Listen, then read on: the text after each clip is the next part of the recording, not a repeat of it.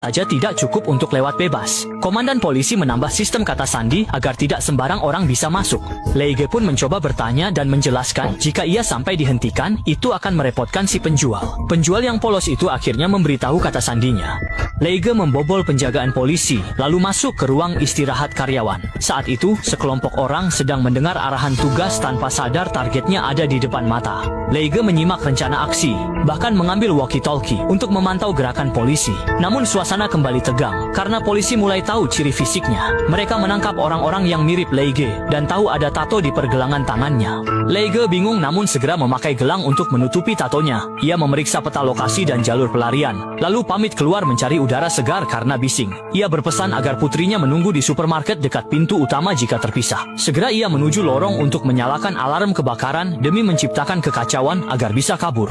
Tapi saat hendak beraksi, dia mendadak berhenti karena komandan sudah menebak niatnya. Lewat radio, komandan bilang si pembantai sudah curiga dan akan memanfaatkan masa untuk kabur. Polisi diminta fokus pada alarm gedung. Jika situasi memburuk, awasi pria saja dan biarkan wanita serta anak-anak pergi agar kekacauan terkendali. Sadar lawannya ahli, Leige harus atur ulang rencana. Karena terjebak, dia belum punya solusi sampai melihat polisi di pintu atap. Artinya, mungkin tak ada polisi lain di sana. Jika bisa mengalihkan perhatian mereka, dia bisa kabur. Leige pun melirik restoran burger di sampingnya. Benar saja, pelayan sibuk itu pergi mengambil stok.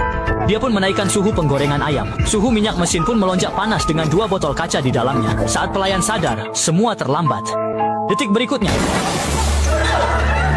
mendengar keributan, polisi segera berlari ke sana. Sementara Leige dengan tenang mengambil seragam kerja dan pergi di tengah teriakan korban yang terluka. Namun di atap pun ada penjaga. Leige segera berakting sedih dan mengaku rekannya terluka agar bisa menenangkan diri di sana. Meski polisi tahu ada kecelakaan di bawah, mereka tetap menginterogasinya. Beruntung, Leige bisa menjawab lancar dan kembali ke arena tanpa masalah. Dia menatap pelayan dengan hampa, bukan karena menyesal, tapi karena marah gagal melarikan diri. Dalam keadaan